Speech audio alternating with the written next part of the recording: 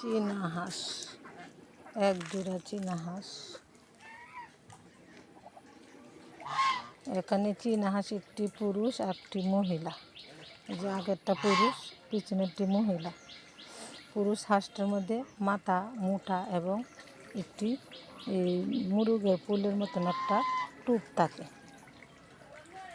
এক জোড়া চীনা হাঁস।